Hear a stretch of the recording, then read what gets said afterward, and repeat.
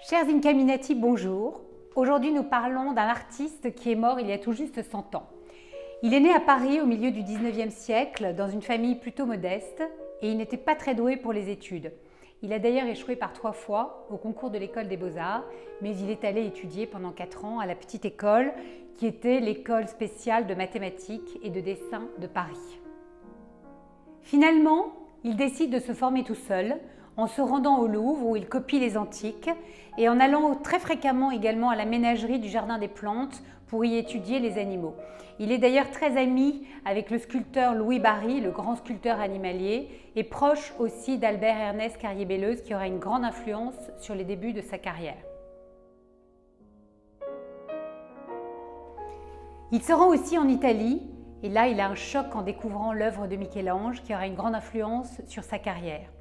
Mais il a tout de même besoin de gagner sa vie. Il s'engage auprès du sculpteur ornemaniste Michel-Victor Cruchet et là, il rencontre un artiste majeur du 19e siècle, Jules Dalou. Je vous livre une anecdote inattendue. Cet artiste a été un moment tenté par la vie monastique et il est d'ailleurs rentré au noviciat de la congrégation du Très Saint Sacrement. Il n'est pas resté très longtemps et c'est là, en sortant, qu'il a fait la connaissance de Rose Beuret, qui est devenue son modèle et sa compagne. Elle est restée à ses côtés tout au long de sa vie, malgré les nombreuses infidélités de cet artiste.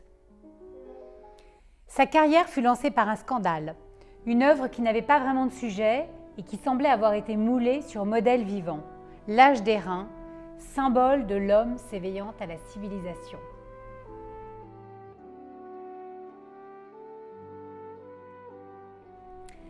Le sculpteur, car vous aurez compris que notre portrait aujourd'hui n'est pas celui d'un peintre, jette ainsi les fondements du symbolisme en sculpture. C'est-à-dire qu'il s'intéresse surtout à la représentation d'une idée, d'un concept, beaucoup plus qu'à la réalité du sujet. Et il devient vraiment le modeleur de l'énergie contenue. Et c'est cette manière que l'on retrouve dans les nombreuses commandes qu'il reçoit, comme par exemple celle d'une porte pour le futur musée des arts décoratifs à Paris, et pour laquelle il s'inspire de la Divine Comédie de Dante.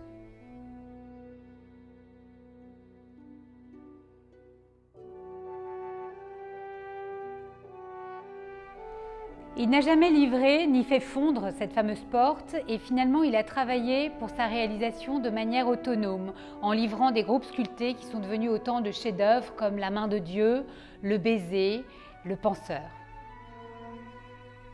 Il a vécu une liaison assez chaotique et même terrible avec la sœur du diplomate et écrivain Paul Claudel, la sculpteure Camille Claudel, qui l'a beaucoup influencé, par exemple dans la valse.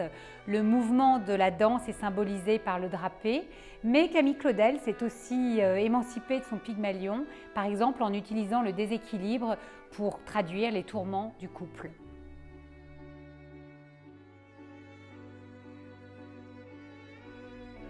Parmi les nombreuses commandes qu'il reçut, il réalisa, et de mémoire, le portrait de Victor Hugo, nu, entouré de muses, sur son rocher à Guernesey. Et le portrait de Balzac aussi, en monstre de la littérature, simplement vêtu d'une robe de chambre qu'il avait trempée dans du plâtre. Dans le portrait de groupe des bourgeois de Calais, il figure les condamnés seuls face à la mort, un peu comme une allégorie du traditionnel cortège funèbre.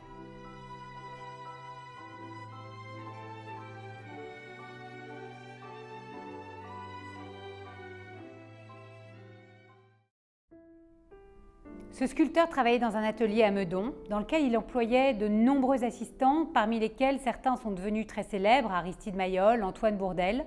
C'était un artiste prolifique parce qu'il a aussi pratiqué la photographie, le dessin, la gravure.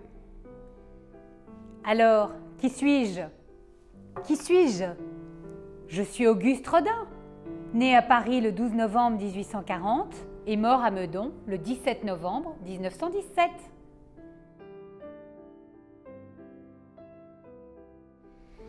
La majeure partie de son œuvre est exposée à Paris, dans l'hôtel Biron, que Rodin avait acquis en 1908 pour y exposer ses collections et ses œuvres. Son atelier demeurait à Meudon. Et en 1919, ce musée Rodin a ouvert ses portes suite à la donation faite par l'artiste à l'État français.